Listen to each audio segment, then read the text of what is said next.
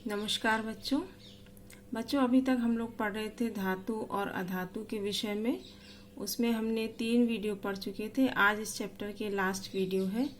हमने अभी तक पढ़ा था धातुओं के गुणधर्म, अधातुओं के गुणधर्म और आयनिक यौगिक के विषय में हमने पढ़ा था।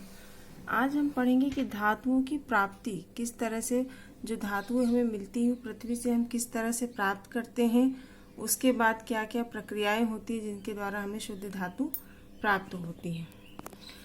तो चलिए स्टार्ट करते हैं। देखिए, धातुओं की प्राप्ति में हमें पता है कि खनिज, सभी धातुएं जो है पृथ्वी के गर्भ से प्राप्त होती हैं और उसका पहला उत्पाद प्रमुख स्रोत होता है, पहला स्रोत खनिज। तो खनिज क्या होता है? पृथ्वी की भूपर्पट्टी में प्राकृतिक रूप से पाए जाने वाले तत्वों या यौगिकों को खनिज कहते हैं। मतलब पृथ्वी की भूपर्पट्टी मतलब ऊपरी परत में जो प्राकृतिक रूप से पाए जाने वाले तत्व होते हैं या यौगिक होते हैं उन्हें खनिज कहते हैं। और उसके बाद आता है अयस्क। अयस्क मतलब ऐसे खनिज जिनमें से कोई विशेष धातु अधिक मात्रा में होती है और जिसको निकालना लाभकारी होता है, उन खनिजों को अयस्क कहते हैं। ठीक है। खनिज क्या होते हैं? जो पृथ्वी में हम गहराई में खाने खोदते हैं तो उसमें से धातुओं की यौगिक या शुद्ध धातुएं प्राप्त होती है, उनको खनिज कहते हैं।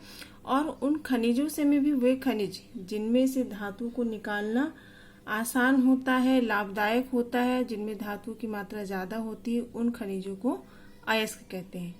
तो कुछ प्रमुख धातुओं के अयस्क, जैसे अक्सर परीक्षा में पूछ लिया जाता है कि कॉपर के अयस्क के नाम लिखो, लोहे के अयस्क के नाम लिखो। तो हमने कुछ अयस्कों के नाम लिखे हैं। जैसे पारे का एक अयस्क होता है सिनाबार और इसका सूत्र होता है Hgs। पारे का सूत्र होता है Hg, लेकिन ये अपने सल्फाइड यौगिक के रूप में पाया जाता है जिसको कहते हैं सिनाबार। तो पारे के अयस्क का नाम है सिनाबार और इसका सूत्र होता है Hgs। लेड का अयस्क होता है गैलेना और इसका सूत्र होता है Pbs। आप लोग इसको अच्छे से कॉपी में लिखकर याद कर लीजिएगा। क्वेश्चन में एग्जाम आता है कि कुछ या तो कॉपर के अयस्क के नाम या पारे के अयस्क का नाम किसी भी रूप में पूछ लिया जाता है। कॉपर के अयस्क, तो कॉपर के 3-4 अयस्क, कई अयस्क यहाँ पर। जैसे पहला है कॉपर ग्लांस, कॉपर सल्फाइड के रूप में पाया जाता है, उसको कहते हैं कॉपर ग्लांस और इसका सूत्र होता है Cu2S। दूसरा है रूबी कॉपर, ये ऑक्साइड के रूप में पाया जाता है, इसका सूत्र होता है Cu2O। तीसरा है चेल्को पाइराइट, या इसका नाम कॉपर पाइराइट भी होता है और ये आयरन का भी अयस्क होता है और कॉपर का भी अयस्क होता है। इसका सूत्र देखिए CuFeS2। इसमें कॉपर भी है, आयरन भी है, तो इसको हम आयरन के अयस्क में भी लिख सकते हैं और कॉपर के अयस्क में भी लिख सकते हैं। इसका नाम होता है चेल्को पाइराइट या कॉपर पाइराइट। अगला है मेलेकाइट का सूत्र होता है CuCO3 डॉट Cu कोष्टक में OH का होल ट्वाइस। इसका नाम होता है मेलेकाइट। ये मतलब एक कार्बोनेट और हाइड्रोक्साइड के रूप में पाया जाता है। फिर दूसरा भी कार्बोनेट और हाइड्रोक्साइड का अयस्क है, उसका नाम होता है एजुराइट और इसका सूत्र होता है 2CuCO3 डॉट CuOH2। मुख्य रूप से एग्जाम में 2 ही अयस्कों के नाम लिखने को आते हैं, लेकिन कभी कभी पूछ लिया जाता है। मान लीजिए लिखा हुआ है CuFeS2, ये किसका अयस्क है? तो हमें पता होना चाहिए कि ये कॉपर का अयस्क है या फिर इसका नाम क्या है। तो इसका नाम चेल्को पाइराइट या कॉपर पाइराइट है। तो इनको आप अच्छे से ही याद कर लीजिए। अगला आता है आयरन के अयस्क। तो आयरन के अयस्क में पहला है हीमेटाइट, इसका सूत्र होता है Fe2O3। दूसरा है आयरन पाइराइट FeS2।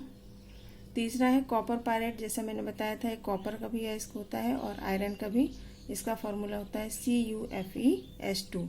तो ये थे कुछ प्रमुख धातुओं के अयस्क, मतलब जिनसे हम धातुओं को आसानी से और कम खर्च में प्राप्त कर सकते हैं। अब इसके बाद आता है धातुओं का निष्कर्षण। मतलब पहले हमने खनिज प्राप्त किए, खनिजों में से अयस्क को छांटा।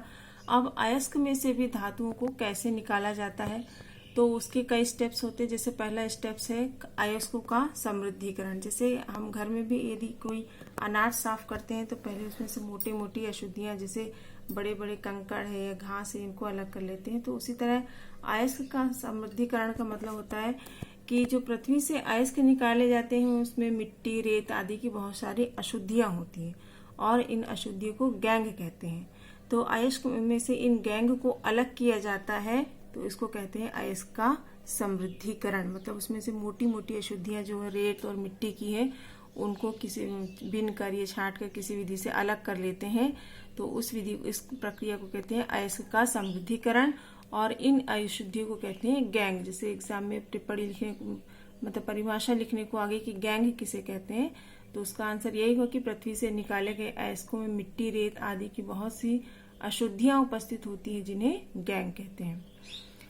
अब अयस्कों के समृद्धिकरण के बाद देखिए हमने धातुओं की सक्रियता श्रेणी पढ़ी थी। उसमें कुछ धातुएं बहुत अधिक सक्रिय थी जो सबसे ऊपर आती हैं, फिर उसके बीच में जिनकी सक्रियता मध्यम होती है, और सबसे नीचे मतलब सबसे कम सक्रिय धातु होती है। तो उन सक्रियता के अनुसार, सक्रियता श्रेणी के अनुसार धातुओं को अयस्क किया जाता है, अलग किया जाता है। तो जैसे कि है कि सक्रियता श्रेणी में नीचे आने वाली धातुओं का निष्कर्षण। तो आपको पता है कि सक्रियता श्रेणी में नीचे कौन सी धातुएं आती है जो बहुत ही कम एक्टिव होती, मतलब अन्य धातु से बहुत कम क्रिया करती, जैसे सोना और चांदी या मरकरी, ये सब बहुत ही कम क्रियाशील धातु हैं। तो ये धातुएं कम क्रियाशील होती हैं और इन धातुओं के ऑक्साइड को केवल गर्म करने से ही शुद्ध धातु प्राप्त हो जाती है। मतलब इन धातुओं के ऑक्साइड को यदि हम गर्म कर दें तो उसमें से शुद्ध धातु हमें प्राप्त हो जाती है। जैसे उदाहरण देखें तो पारे के अयस्क सिनाबार HgS को वायु में गर्म करने पर ही मर्क्यूरिक ऑक्साइड में परिवर्तित हो जाता है। HgS इसको हमने ऑक्सीजन में गर्म किया तो ये सल्फाइड से ऑक्साइड में परिवर्तित हो गया और सल्फर डाइऑक्साइड गैस अलग हो गई। अब यदि इस मर्क्यूरिक ऑक्साइड को और अधिक गर्म करें तो यह मर्क्यूरी में अपचयित हो जाता है। जैसे 2HgO, इसको और गर्म किया तो मर्क्यूरी मतलब पारा, एकमात्र धातु जो द्रव अवस्था में पाई जाती है, ये शुद्ध अवस्था में हमें प्राप्त हो जाती है। तो ये था सक्रियता श्रेणी में नीचे आने वाली धातु का निष्कर्षण। अब उसके बाद आता है सक्रियता श्रेणी के मध्य स्थित धातुओं का निष्कर्षण, मतलब जिनकी सक्रियता मध्य में होती है, ना तो बहुत ज्यादा सक्रिय ना तो बहुत ज्यादा निष्क्रिय।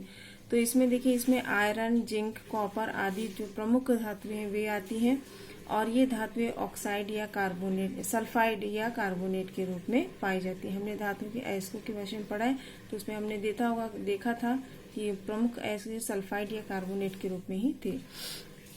तो इन सल्फाइड या कार्बोनेट में से अयस्क में से धातुओं को अलग करने के लिए जो मुख्य स्टेप है, पहला है भर्जन, और ये बहुत इंपॉर्टेंट टॉपिक है क्योंकि एग्जाम में इसकी परिभाषा लिखने को आती है। तो भर्जन क्या होता है, ये सल्फाइड अयस्क के लिए होता है कि सल्फाइड अयस्क को वायु की उपस्थिति में अधिक ताप पर गर्म करने पर यह ऑक्साइड में परिवर्तित हो जाता है। यह प्रक्रिया भर्जन कहलाती है। ठीक है, सल्फाइड अयस्क को वायु की उपस्थिति में अधिक ताप पर गर्म करने पर यह ऑक्साइड में परिवर्तित हो जाता है। इस प्रक्रिया को भर्जन कहते हैं। ठीक है, याद रखना है कि भर्जन किसके लिए होता है, सल्फाइड अयस्क के लिए होता है।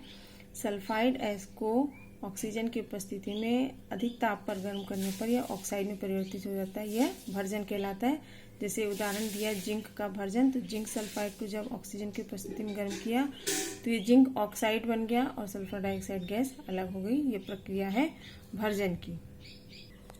इसके बाद आता है एक और निस्तापन। देखिए, जैसे भर्जन था सल्फाइड अयस्क के लिए, निस्तापन जो होता है मुख्य रूप से कार्बोनेट अयस्क के लिए होता है कि कार्बोनेट अयस्क को सीमित वायु में अधिक ताप पर गर्म करने पर यह ऑक्साइड में परिवर्तित हो जाता है। इसे निस्तापन कहते हैं। ठीक है, भर्जन में क्या था, वायु की अधिक मात्रा में उच्च ताप पर सल्फाइड अयस्कों को गर्म करना था, और निस्तापन में क्या है, कार्बोनेट अयस्कों को सीमित वायु में, मतलब वायु की सीमित मात्रा में अधिक ताप पर गर्म किया जाता है, तो यह ऑक्साइड में परिवर्तित हो जाता है। भर्जन में भी ऑक्साइड में परिवर्तित होता है और निस्तापन में भी ऑक्साइड में परिवर्तित होता है। अंतर यही कि भर्जन में हम सल्फाइड अयस्क का उपयोग करते हैं और उसमें वायु की मात्रा अधिक होती है, जबकि निस्तापन में हम कार्बोनेट अयस्क का उपयोग करते हैं और उसमें वायु की मात्रा सीमित होती है। जैसे इसमें जिंक का निस्तापन देखें तो जिंक कार्बोनेट को जब वायु की सीमित मात्रा में उच्च ताप पर गर्म किया जाता है तो जिंक ऑक्साइड बनता है और प्लस कार्बन डाइऑक्साइड गैस अलग हो जाती है। इसके बाद एक और बिंदु आता है थर्माइट अभिक्रिया। आपने देखा होगा रेल की पटरियों उसको जोड़ने के लिए किस विधि का उपयोग किया जाता है, तो ये वही है थर्माइट अभिक्रिया। देखते हैं क्या है कि कुछ विस्थापन अभिक्रियाएं अत्यधिक ऊष्माक्षेपी होती है। हमने रासायनिक अभिक्रियाओं के प्रकार में विस्थापन अभिक्रिया पढ़ी है, और ऊष्माक्षेपी अभिक्रिया मतलब जिनमें बहुत अधिक ऊष्मा की मात्रा उत्पन्न होती है। तो कुछ विस्थापन अभिक्रिया अत्यधिक ऊष्माक्षेपी होती है, अर्थात इतनी अधिक ऊष्मा उत्सर्जित करती हैं कि धातुएं गलित अवस्था में प्राप्त होती है, मतलब उसमें से इतनी ज्यादा ऊष्मा निकलती है कि धातुएं जो है गल जाती है, और इस प्रकार की अभिक्रिया थर्माइट अभिक्रिया कहलाती है। इसका उपयोग कहाँ होता है, जैसे कि आयरन ऑक्साइड Fe2O3 के साथ एल्यूमिनियम की अभिक्रिया का उपयोग रेल की पटरी एवं मशीनी पुर्जों की दरारों को जोड़ने के लिए किया जाता है। जो आयरन ऑक्साइड और एल्यूमिनियम की जो अभिक्रिया होती है ये बहुत अधिक ऊष्माक्षेपी होती है। इसमें इतनी ज्यादा ऊष्मा निकलती है कि वह लोहे को भी गला देती है, जिसके कारण रेल की पटरी या मशीन के जो पुर्जे होते हैं उनको जोड़ने में इसका उपयोग किया जाता है। इसकी रासायनिक अभिक्रिया देखें तो ये आयरन ऑक्साइड, जैसे S का मतलब है ठोस अवस्था, और एल्यूमिनियम ये भी ठोस अवस्था। जब दोनों की रासायनिक अभिक्रिया होती है तो क्या प्राप्त होता है, आयरन जो कि गलित अवस्था लिक्विड अवस्था में प्राप्त होता है, प्लस एल्यूमिनियम ऑक्साइड ठोस अवस्था में और अत्यधिक मात्रा में ऊष्मा। तो ये थी थर्माइट अभिक्रिया की रासायनिक अभिक्रिया। अब इसके बाद जो अगला टॉपिक आता है होता है संक्षारण। संक्षारण हमने अध्याय 1 में भी पढ़ा है, अध्याय 3 में भी संक्षारण है, तो फिर से इसको देख लेते हैं। संक्षारण की यदि परिभाषा पूछी जाए तो क्या होता है कि धातुएं आर्द्रता मतलब नमी, कार्बन डाइऑक्साइड, सल्फर डाइऑक्साइड आदि की उपस्थिति में धातु के किसी यौगिक में परिवर्तित हो जाती है। मतलब जो शुद्ध धातु होती है वो आयरन, नमी, कार्बन डाइऑक्साइड या सल्फर डाइऑक्साइड आदि की उपस्थिति में किसी यौगिक में, अपने किसी यौगिक में यौगिक मतलब या तो ऑक्साइड में या कार्बोनेट में या सल्फाइड में परिवर्तित हो जाती है, तो इस घटना को संक्षारण कहते हैं। जैसे कि संक्षारण के उदाहरण देखें तो चांदी देखा होगा आपने, खुली हवा में रख दो तो काली हो जाती है। तो क्यों हो जाती है, उसका कारण भी संक्षारण है। तो चांदी वायु में उपस्थित सल्फर डाइऑक्साइड SO2 के साथ अभिक्रिया करके सिल्वर सल्फाइड की परत बना लेती है तथा वह काली पड़ जाती है। जो सिल्वर सल्फाइड की परत होती है वो काले रंग की होती है। इस वजह से चांदी जहाँ पर ऐसे शहर जहाँ प्रदूषण ज्यादा होता है, वायु प्रदूषण ज्यादा होता है, तो वहां पर चांदी जो है काली हो जाती है। और जिन शहरों में या जिन स्थानों पे वायु प्रदूषण की मात्रा कम होती है तो चांदी की चमक बनी रहती है। तो उसका कारण यही है कि वायुमंडल में जो सल्फर डाइऑक्साइड होती है तो चांदी उसके साथ या सिल्वर उसके साथ अभिक्रिया कर सिल्वर सल्फाइड की परत बना लेती है जो काले रंग की होती है और चांदी काली पड़ जाती है। इसी तरह आपने देखा होगा कि तांबे के बर्तन हरे हो जाते हैं, तो उसका कारण है कि कॉपर वायु में उपस्थित कार्बन डाइऑक्साइड से क्रिया करके हरे रंग की कॉपर कार्बोनेट की परत बना लेती है, जिसकी वजह से वह हरे रंग की दिखाई देती है। तो ये भी एक संक्षारण का उदाहरण है। संक्षारण के एक और उदाहरण देखें तो जैसे लोहा एक सामान्य एग्जाम्पल है। लोहे में जंग लग जाती है, लंबे समय तक आर्द्र वायु मतलब नम वायु में रखने पर लोहे में भूरे रंग की परत पड़ जाती है, जिसे जंग कहते हैं।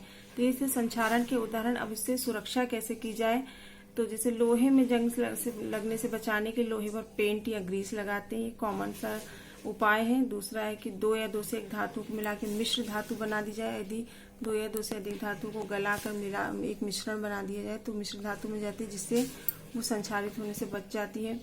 यशद लेपन एक संक्षारण से बचाव की एक टेक्निक है। यशद लेपन, जिसको गैल्वेनाइजेशन भी कहते हैं, यह लोहे को संक्षारण से बचाती है। तो कैसे बचाती है कि लोहे एवं इस्पात को जंग से सुरक्षित रखने के लिए उस पर जस्ते या जिंक की पतली परत चढ़ाई जाती है। इस विधि को यशद लेपन या गैल्वेनाइजेशन कहते हैं। तो ये संक्षारण से बचने की एक बहुत इंपॉर्टेंट विधि है, इसको आप लोग याद कर लीजिएगा। इसके बाद नेक्स्ट टॉपिक आता है मिश्र धातु। मिश्र धातु क्या है, इसके 2 एग्जाम्पल लिखिए, या मिश्र धातु क्या है इसके 2 उदाहरण लिखिए, उसके उपयोग लिखिए। ये अक्सर एग्जाम में आ जाता है।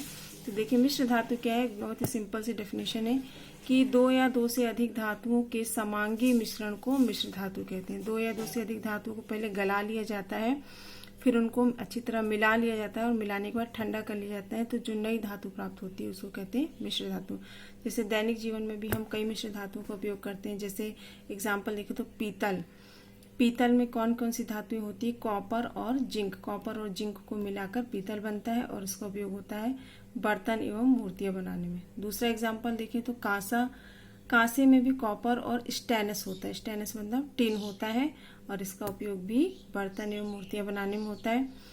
तीसरा एग्जाम्पल है सोल्डर मतलब जो बिजली के तार वगैरह जोड़ने में जिसका उपयोग होता है, वो भी एक मिश्र धातु है और इसके अवयव होते हैं लेड और स्टेनस। ठीक है, लेड और स्टेनस। मतलब और इसका उपयोग होता है विद्युत तारों की वेल्डिंग करने में। तो यहाँ पर हमारा चैप्टर 3 धातु एवं अधातु कंप्लीट होता है। अगले वीडियो में हम इसके कुछ इम्पॉर्टेंट प्रश्नों के विषय में चर्चा करेंगे। तो अभी तक जो आपने पढ़ा है उसको अच्छे से आप याद कर लीजिएगा। Thank you.